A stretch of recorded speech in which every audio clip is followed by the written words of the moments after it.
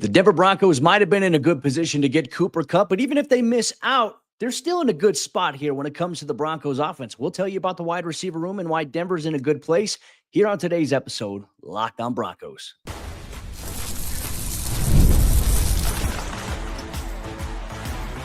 You are Locked on Broncos, your daily Denver Broncos podcast. Part of the Locked on Podcast Network, your team every day.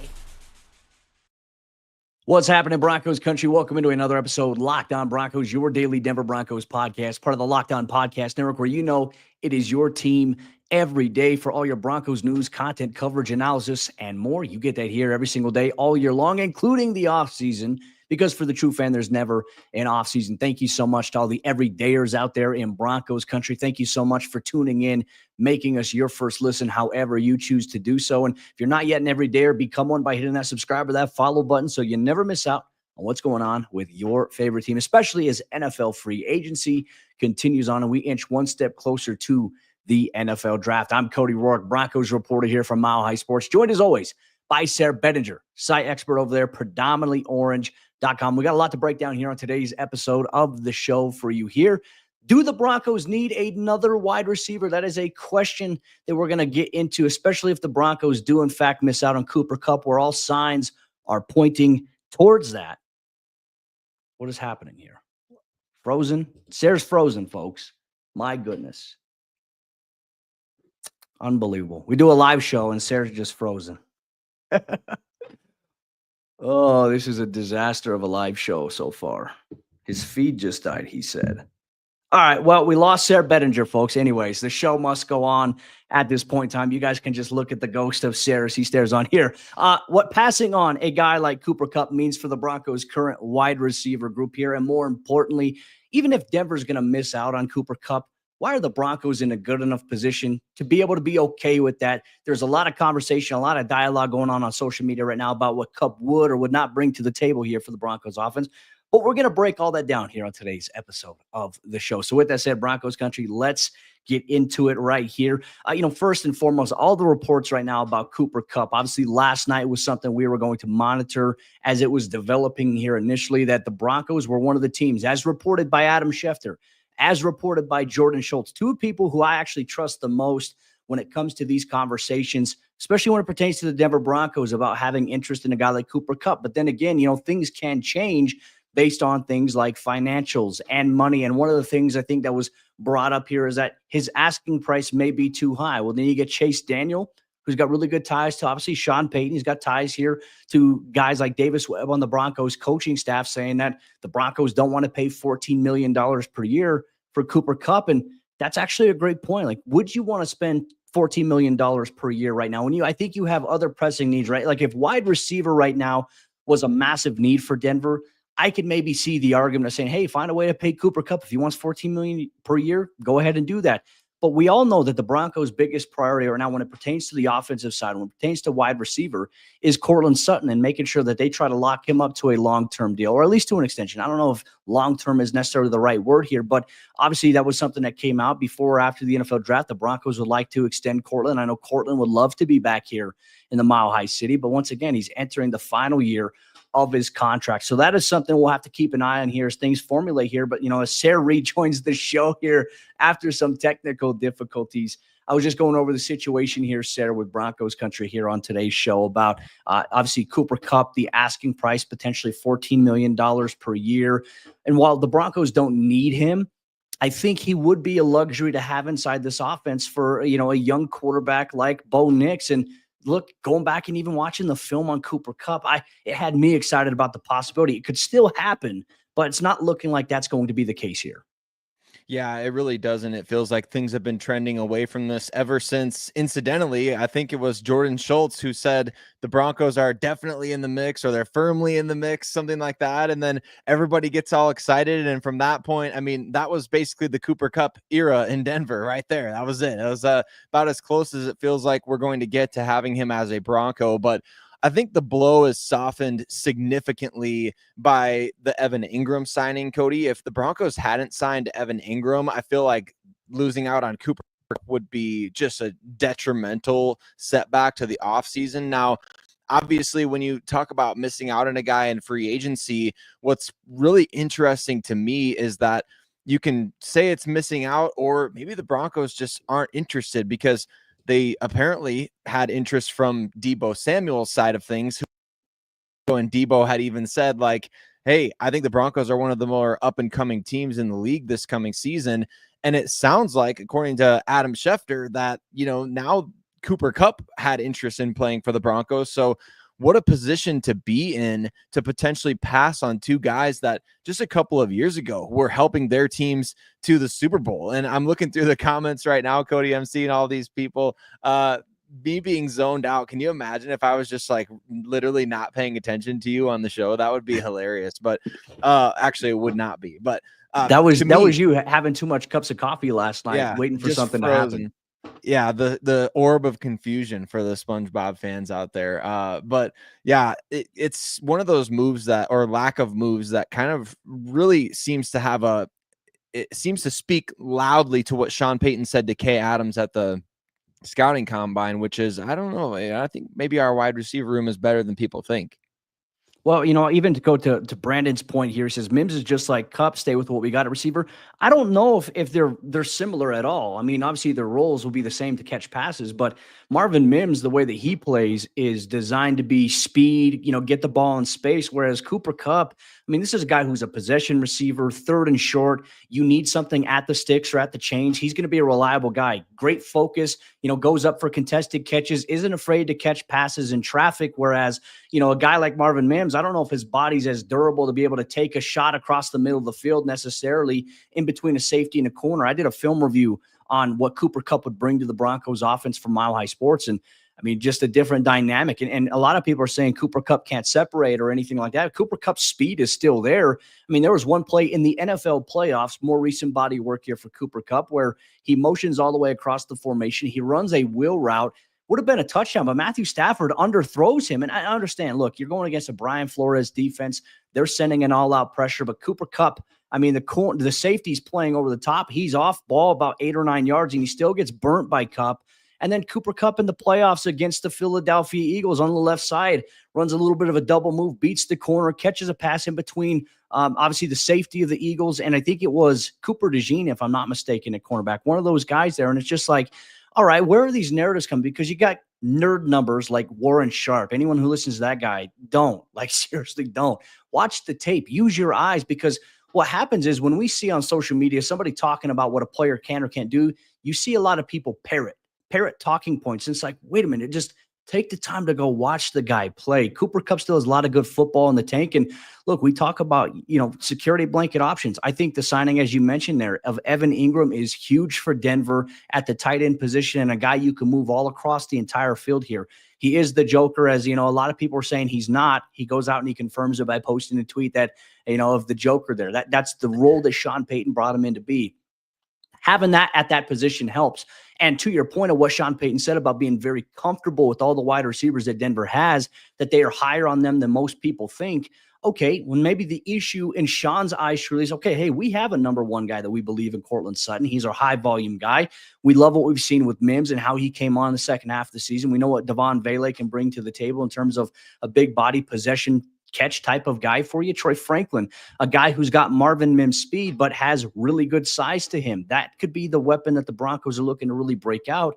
And then you have Evan Ingram as that move around guy. Like, Denver is in a better spot right now at the skill player position, I would say today, than they were obviously last season.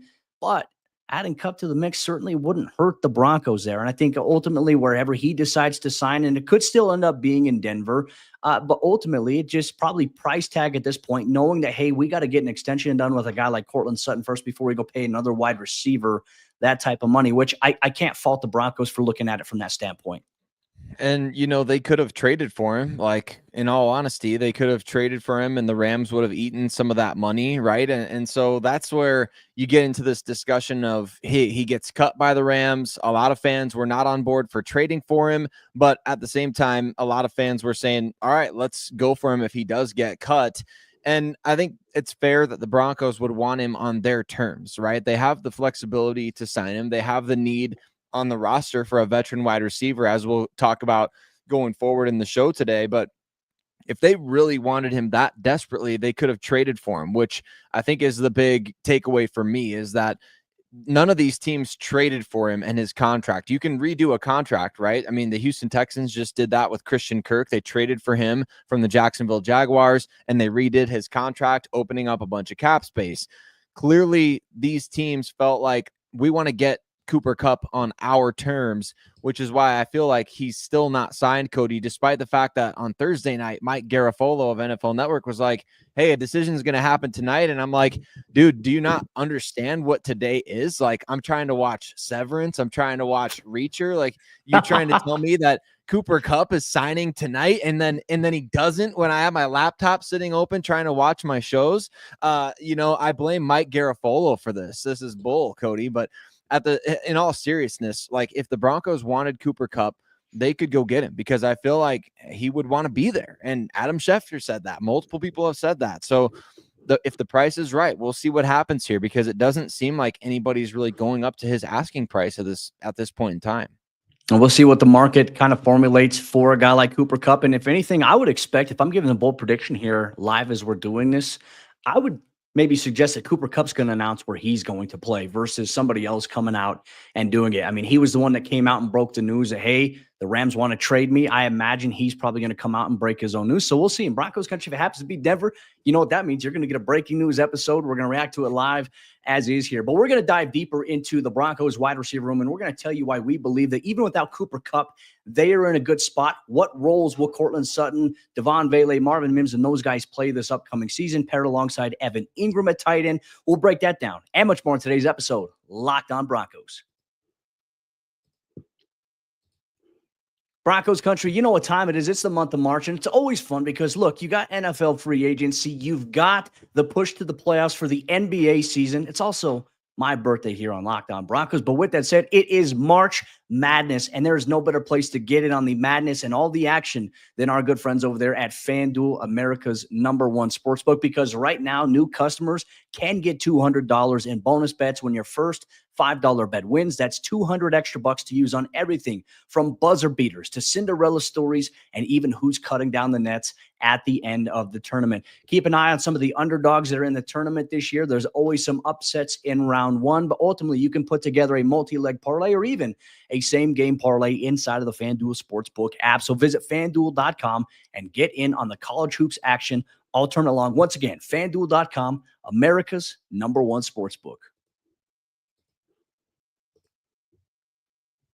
The Denver Broncos might be in a good spot at the wide receiver position, regardless of what happens with Cooper Kupp here in the coming days. We're going to talk about the wide receiver position in Denver and way maybe Sean Payton was onto something when he told Kay Adams that they like what they have already. On today's episode, Locked On Broncos, Broncos Country, you can expect a lot of this kind of instant reaction stuff from Cody and I all off season long, which is why if you're not already, you're going to want to subscribe to the show. Take a couple seconds, hit subscribe if you're listening to the podcast, or if you're watching live on YouTube right now and you're one of the people who's not subscribed yet, hook up your boys, Cody and Sayre, because you know we got you covered every single day with your favorite team. Let's talk about why passing on Cooper Kupp potentially, Cody. Obviously, we can't speak in absolutes quite yet at this point because at the time of recording, he has not signed anywhere, and we don't know what's going to ultimately end up happening. But look, I think that the wide receivers that this team currently has, again, I feel like the Evan Ingram signing, although Evan is not a wide receiver in name. Say that again. I feel Evan Ingram is not a wide receiver, by the way, nor is he just a tight end. He's the Joker. For all that, I was kind of surprised by that, Cody. Maybe we'll have to talk about that in another episode. There, the comments on the Evan Ingram Joker episode that everybody's saying, no, he's not a Joker actually, and you and I are like, well, yeah, actually he is, and now we know for a fact he sure enough is the Joker. But here's what I think with the wide receiver position, and I want to hear your thoughts on this. I think the Broncos are still a veteran shy of having a complete room. The Trent Sherfield edition upgrades special teams. I think he gives you 5 definite guys you go into the roster with next year. But I still think they're missing a veteran. So whether it's Cooper Kupp or somebody else, what do you like about this receiver room, and why would you maybe argue against that they need another veteran? Yeah, look, I love what you're getting from Cortland Sutton. I still think, and I said this probably a month ago here on the show. I said I think that Cortland is getting to the point, even though he's getting older in his career. I still think we haven't seen his peak yet. I still think he's got the best football that he's going to play still ahead of him here. And I think this type of offense can kind of rejuvenate him in that sense versus what he experienced with some of the QB inconsistencies. The Broncos have a foundation in place, and now, as long as he stays healthy, I think Cortland is going to play some of his best football still remaining. Look, 2 years in a row of high-level football by Cortland with some of the disastrous play that we've seen on the offensive side of the ball. Last year, we saw him be a big reason the offense, he and Bo Nix took a step in the right direction, 18 touchdowns in 2 years. That is good. That's the trajectory you want to see with a guy like Cortland, and you got to take care of that guy. Probably a 2 or 3 year extension is something I imagine, maybe even a 4-year extension we see coming up here for the Broncos when it comes to him. But I agree with you. I still think they should add a veteran. But let's talk about the young guys first before we get into maybe what that veteran would look like here. First off, let's start off with Marvin Mims, who really did come on strongly towards the second half of the season last year for this offense. And it was because they just started moving him around and certainly putting him in the backfield at times. It's like, oh, wait, what's happening here? It's like you trust Marvin's speed when you match up in situations. Let's say you get a cover 0 or you get cover 1 where it's like, hey, we know either an outside linebacker or an inside linebacker is going to be lined up man-to-man against Marvin. And if we get the perfect look, we know that Marvin's going to break off a big play. I loved seeing Marvin just catch that little swing pass out in the flat or even running that wheel and then, getting downfield and scoring. Like Marvin's got the ability to catch the ball at 2 or 3 yards, get upfield. We saw that firsthand in that game against the Los Angeles Chargers down the stretch. And then we saw him obviously put the team on his back with Bo Nix against the Cincinnati Bengals with a couple of those touchdowns right there. Marvin is a guy that you can scheme and do some really fun stuff with. But you have to find a way to where you don't make it as one-dimensional, right? And that's where I think you need the emergence of another player. And I think this is where Evan Ingram at the tight end position is going to help because Cortland Sutton on third down, what do we see? Oh, hey, we're going to bracket cover Cortland if you're an opposing defensive coordinator. We're okay with trying to let these guys who haven't been proven yet beat us. That was the defensive coordinator's game plan there for the Broncos. Now you get a tight end in this position who can go out there and make that type of play. I'm excited about that. You get a guy like Marvin Mims who can obviously use his speed, Troy Franklin with his size. That connection between he and Bo Nix is eventually going to formulate, and I know that Sean is going to find a way to work Troy Franklin in a lot more, and I think we saw it in that game against the Buffalo Bills. And then Devon Bailey, very under-the-radar guy, a big body possession type guy that I think we're going to see used downfield a lot more. That's how you can use these guys more. The addition of Ingram opens up opportunities for them. But you are right. Like in the games where maybe those young guys just aren't there yet or the game is not flowing for them, that's where a veteran would help. That's where a Cooper Kupp would help, or maybe even a guy like Keenan Allen. Yeah, Keenan Allen. I've seen some in the comments suggest Amari Cooper. I've seen Elijah Moore's name thrown out there. So there's plenty of names out there right now. And look, I feel like although the Broncos are not playing Moneyball the exact same way as they were last year when you had roughly 90 million, a little over 89 million in total dead cap because of Russell Wilson and other guys on the roster or not on the roster anymore. You're not playing that level of money ball again this year, but could the wide receiver position in 2025 be similar to the cornerback position in 2024? Remember, we were in the offseason last year and a lot of folks are saying the Broncos need a cornerback. The Broncos need to go sign a veteran cornerback. They need to go sign a starting caliber cornerback. They need last year at this point, it wasn't even unanimous that Jaquan McMillan was going to be the number one guy at nickel, according to the fans and things like that, Cody. So while I think opinions are all valid at this stage of the game, it's also very possible that Sean Payton and this coaching staff pull what they did last year with Riley Moss and Jaquan McMillan at the cornerback position and say, no, like we actually had a second round grade on Troy Franklin. And obviously they really liked Marvin Mims. They traded up to get him. So they're not just giving up on those scouting reports after 1 or 2 years. Like they're going to believe that those guys can still live up to the potential that they believe that they have. And so that's kind of what I'm getting at here is that, remember, Riley Moss in his rookie season, he barely played. We barely even saw him on the field at all. Like at least with these guys, we saw them on the field last year. Troy Franklin had the big touchdown in the playoffs, as Bobby just said in the comments. I I think, Cody, that there is a real chance, and I tweeted this out. You can check the receipts earlier this year. I think there's a real chance that the Broncos do go with a Riley Moss approach at wide receiver here in 2025.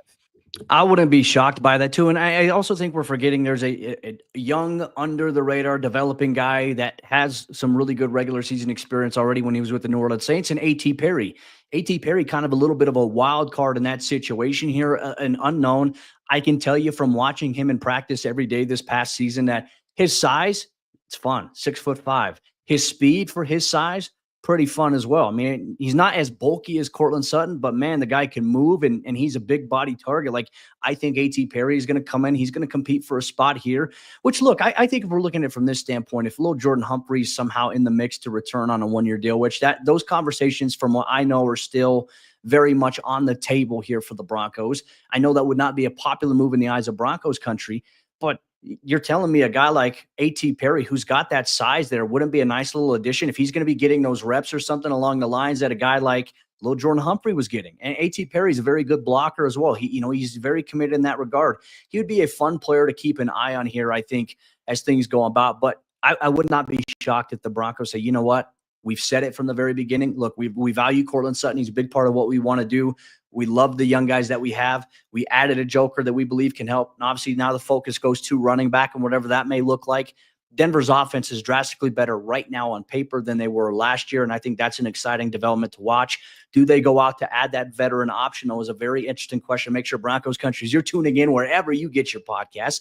You share your thoughts as well. Do you prefer the Broncos to go through and add a veteran wide receiver, or do you think that they should just run with the young guys? Make sure you let us know here. But we're not done yet, Broncos Country. We still got a lot to talk about here on today's episode of the show. Sayre Bedinger, myself, we're going to discuss and open it up for Broncos Country as well with whether or not wide receiver even needs to become a focal point of what the Broncos look at in the remainder of free agency or even the NFL draft. We'll debate, discuss that, and much more here on today's episode, Locked On Broncos.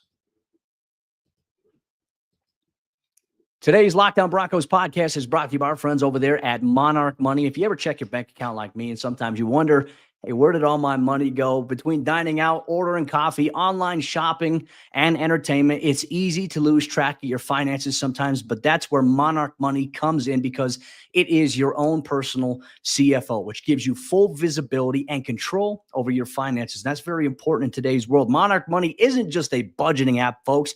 It's a complete financial command center where you can track all your accounts. You can track all of your investments and spending in one place. So you stop just managing your money and you start building wealth. And here's the thing about Monarch Money that I like. They give you a lot of great insights. When I started using Monarch, I realized just how much I was spending on food delivery services, going out to get coffee, and eating out. Now I budget much smarter, especially as I'm in wedding planning season. It's made it very easy for me to do just that. So make sure you take control of your finances with Monarch Money. Use code LOCKEDONNFL at monarchmoney.com for 50% off your first year. That's monarchmoney.com. Code LOCKEDONNFL for half off your first year.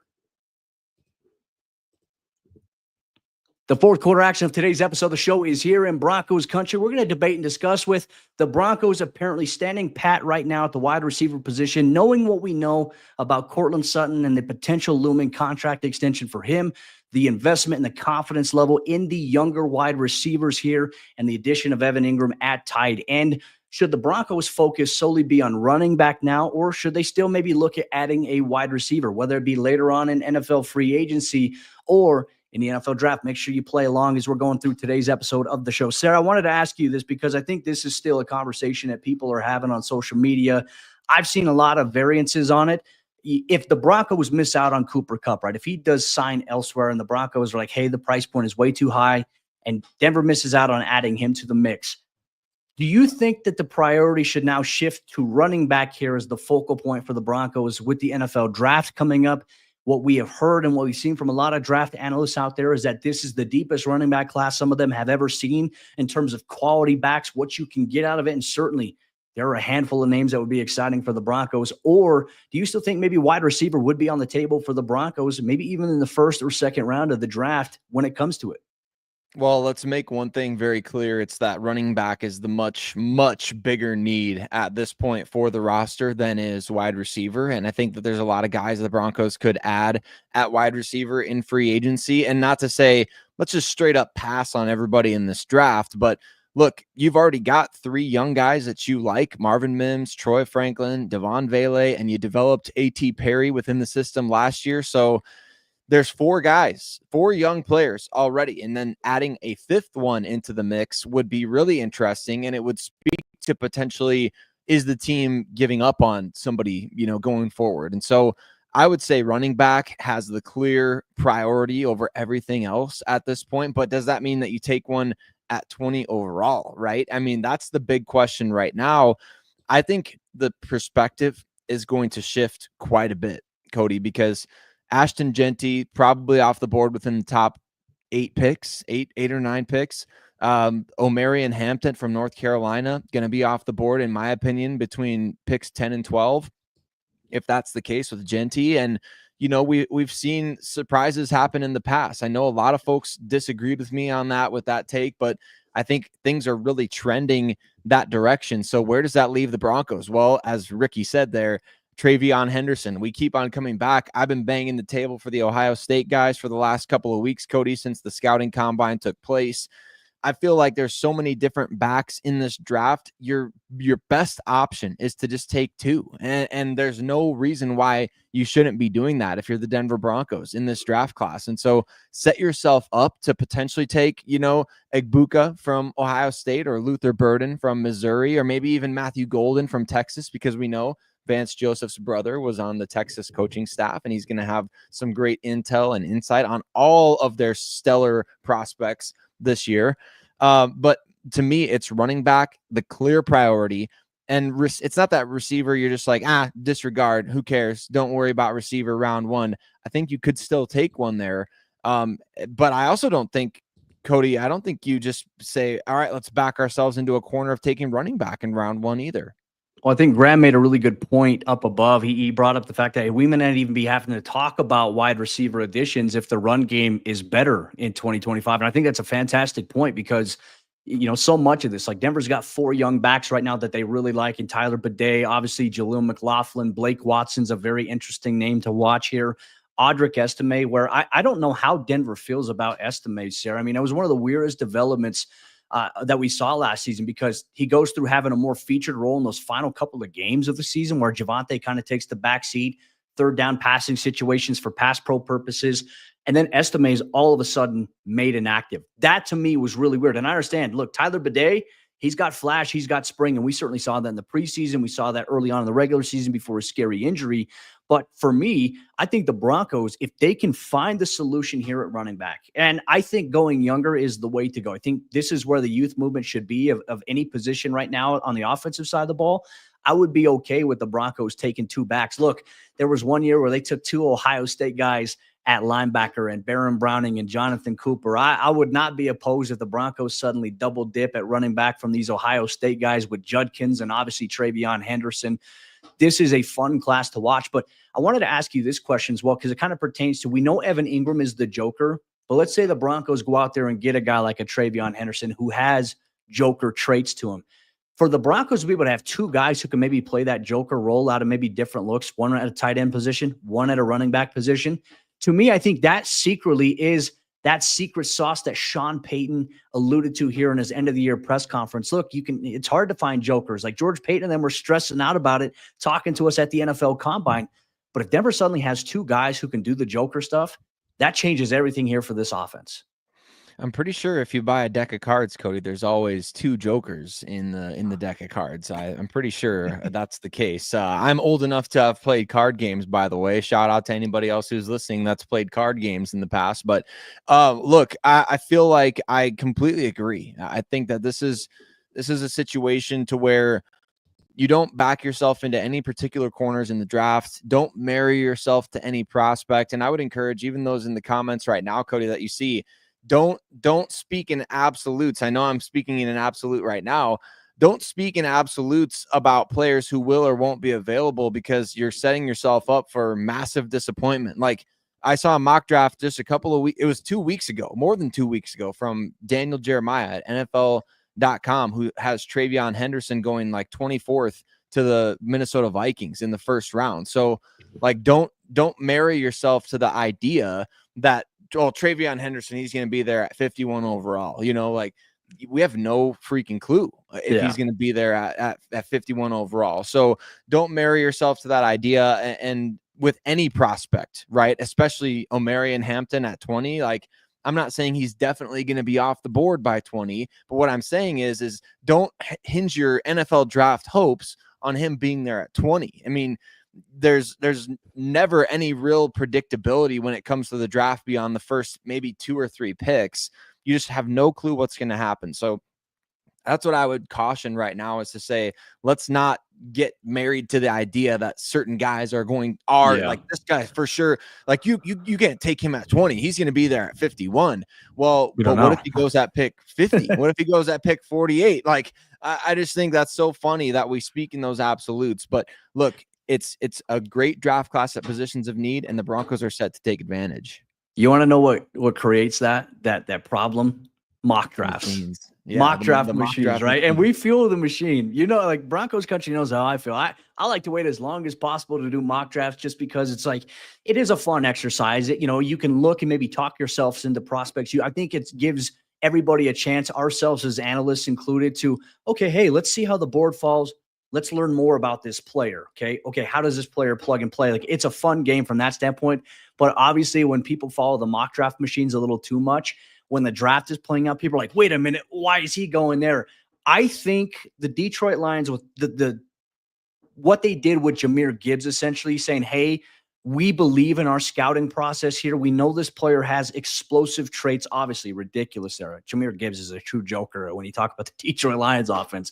But it's like, I do think we're going to start to see maybe the narrative surrounding drafting running backs in round 1 start to change. If you have an absolute belief that, hey, this player can help us with something we don't have right away, I think teams are going to start going back to them more. And certainly the Detroit Lions are a great example of that. I think the Broncos have turned into a great example of trusting their gut and going with the guys they feel like can have an impact. So we'll see where they decide to do. But look, Broncos Country, until it is over, the Cup Watch is still on. We'll have you covered here every step of the way. Locked On Broncos. If Cooper Kupp somehow lands with the Broncos, you'll get a breaking news episode. If he doesn't, we've already talked about why the Broncos are okay if that's not the case here. But with that said, Broncos Country, that'll wrap up today's episode of the show. We appreciate everyone of you out there here on Broncos Country, all the everydayers. Thanks for making us your first listen. If you're not yet an everydayer, subscribe or follow so you never miss out on what is going on. One of the things that we have in store for you as well, yes, folks, we did promise it after NFL free agency, really that major wave there. We're going to start looking at some, you heard it here first,